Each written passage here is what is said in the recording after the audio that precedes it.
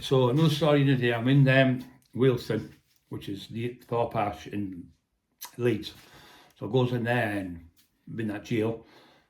He was in there, Ian Rush. Remember Ian Rush? He was in the football, played for Liverpool, and there was another one called, what's he called? I can't remember his name now. There was quite a few top footballers. I think Rio Ferdinand was in, but I've never seen him. And where the ground is, the training ground is right next to the prison. So it's an open prison. So I goes in, so I gets in there. It's funny this, the lads from Gateshead and that, Big Billy and I'll be laughing.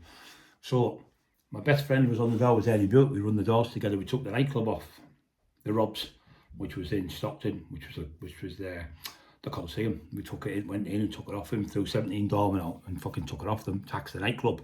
Believe me, QFX were on. I had to pay $2,000 to them before they go on stage and fucking doing the dance and do. They only sang 2 fucking songs, cost me $2,000.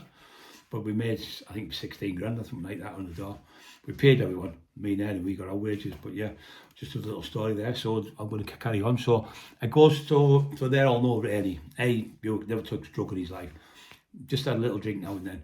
So I've been in there with the Minos, all them. These are the ones where I've gone to the nightclub called The After Dark in Sunderland, where Big Billy Robinson, one of the greatest fighters ever, Ernie Buick, one of the greatest fighters, Viv Graham, all them are up there. Big Stevie Abaddon, massive fighters. Gated, they're fucking massive, the lads. So anyway, I goes into the jail because they all knew me on the out. They invited me, and Robbie Armstrong was Viv Graham's partner. I used to dance with him all night. We used to mess about and rave and shadowbox and all that. Great lad, another great lad. He used to come to raves. I never had a problem with Robbie Armstrong. Great lad. He was Viv's right hand man with the doorman. So I've got jailed now. I'm in jail. It was 96 it is. I just gone there from Liverpool. So I'm in there and so I comes in Wilston. Anyway, they're out there at the back. And Kev Richards in from Hartlepool, my mate. And, oh, you big, so you're all right? And I'm going, yeah, and he's getting me bits and bobs. And I goes in, it's like Billington, it's like, I can't explain it to what it was like. It was like buildings in a building. It was mad, I can't explain it. So it's like having a room like this with beds in 4 years anyway. So we've got rooms with big beds, big rooms with beds in. So we're in there anyway. I've gone through, and anyway, I've got to see on the right time there was some lads in anyway. I've gone into train and I'm squatting £700. They're all going, fucking size of him squatting £700. That was Stevie Abaddon. Sorry, Stevie, I can think of his name in a minute. Big Steve, Gateshead. I'll come back. So he's in there, Stevie training. He's going, wow, you're a big lad. He said, what's your name? Brian Cockrell. Oh, you Brian Cockrell. And he went, hey, I was over you fucking, remember you were dead area, all your chest was there. You had your shirt off in there. After that, yeah, that's right, with Big Billy Robinson. Yeah, and Tom on, yeah, and he said, oh, you mate, how you doing? He said, you're Eddie's mate, aren't you? Anyway, they've got on the phone and said, your fucking mate's coming in, he's fucking massive, he said to Ernie. And they talked to Ernie, Stevie Hammer, that was his name.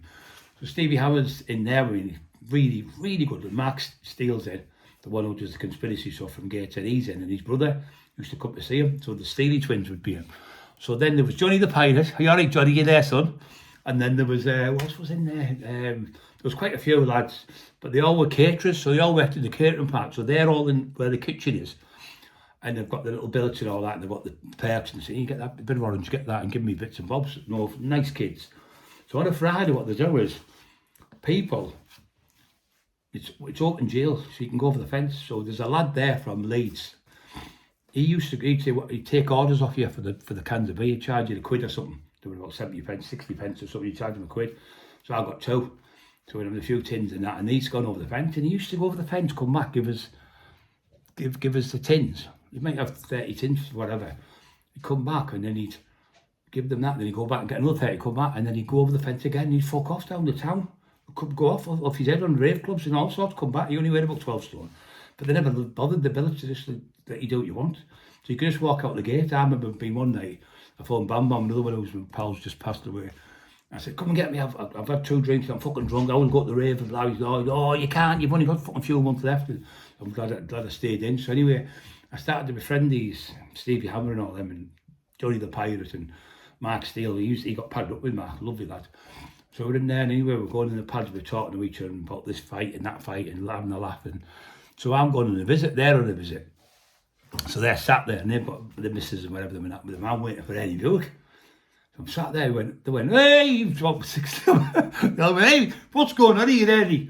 We've been in here for 3 years. You never once come to see us He's only been in about a week, whatever it was. I was in, he went, oh, he said, look at you, fucking got me in your head. If you said to me, it was the best fight ever, and Sunderland went, look at you, you big bastard. He said, you've got me in the right fucking predicament. Now they're all going to go mad, these. And then they started shouting. When he come to see me, he was going, oh, probably maybe next week. He always used to come to see me. But they used to see the funny side of it. It was funny in there. And we used to train, and they were all fucking big lads, 18 stone. I was the only big one, where Mark was quite big, like 17 stone. And most of the people I had were footballers, so what they decided to have, like our camp against the Geordies, but Mark was on our side.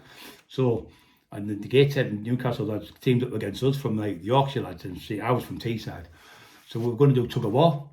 So I fucking, you know, you've seen my legs, they were 36.5 inches, and I had fucking, the strength of my hands were huge. My hands are still big now, you can see. And I'm an old fucking man now. So we do a tug of war. So I've got in this bit of a pit, little hole about 6 inches. I'm in there, they're not pulling me, so I'm holding them. So the first pull, I went, hold them. They're all big heavy lads, and I thought, you run out of breath use. So anyway, they held them, I fucking hold them, fucking not getting me, and I'm in my fucking prime, you know. And then Mark, I said, like, hold. Anyway, they pulled us, and they won. They were like, I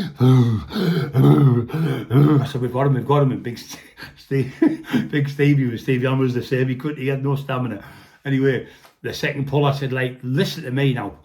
Like, hold them, pull! And we pulled them over in about fucking 10 seconds. They were fucking knackered. And the third one, we just pulled them, and we won them because they were saying to me, Brian, you haven't got any big lads there. They were all winding me up going, he's only about 12 stone. They're all laughing because they were all 18 stone, 19, 20 stone lads.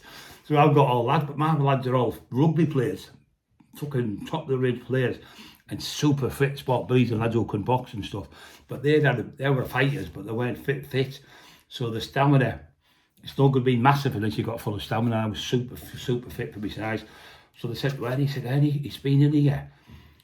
He comes in the gym, he does an hour of sit-ups, press-ups, burpees, squat thrusts, dips, and press-ups off the bench. A full fucking hour non-stop, he just doesn't stop. So I'm doing hundreds and hundreds of reps. So I used to be able to do a full hour of that, and then I'd do another one of them, 2 of them a week, and then I'd do 6 minute, I'd do a minute press-ups, minute squat thrusts, minute burpees. I do 5 exercises or 6 exercises a minute each. So I do 6 minutes straight off in the morning, and that would be training. So if anybody come to fight me, my fitness was through the roof. I said, he's fucking unbelievably strong, and his fitness is through the roof. He's unbeatable, him, like they were saying, Big Stevie and all them, Big Stevie and me. So when he was going, honestly, God, I'd like to look, do it. I'm going to miss you. Oh, that was another thing before I go. So this, so he goes. So goes in, we did the drinks. So we're having the drinks on Friday. I went, I'm fucking bored. And you're talking about gangsters and shooting. Fucking. I bought a bit of Elvis. Drinking a bit of Elvis. I'm a bit drunk because I've had 3 cans. So put the ghetto blaster on. How to do me? Hey, I'm doing fucking Elvis, and they're fucking creased, laughing their heads off that. The Geordies going, please stop. Not because I was bad at singing, it probably was bad, but they were laughing that much. They were fucking stitches. They were going to break the ribs. They were going, please stop. And they went over and saying, I'm doing all the moves and the shaking them. And they loved it. Honestly, loved me, the Geordies in there. They're great lads, you know. A lot of them passed away, and Big Jeff Brown was another good kid. That was the other kid, Jeff Brown, another good kid. We had some great fun there, you know, but none of them were bullies. We all looked after each other, and we all got on with each other. Never had an argument with any of the big lads. It was always the little daft bastards who thought they could have a go, and you know, I'd grab them and say, fuck off you, and throw them over, and didn't hit them because they were idiots, but they get on my nerves. But yeah, just another story in a day. That was in Whaleston. If you remember all the Geordie lads, God bless you all. Still there, mate, still plodding on. So there's another story in a day for you.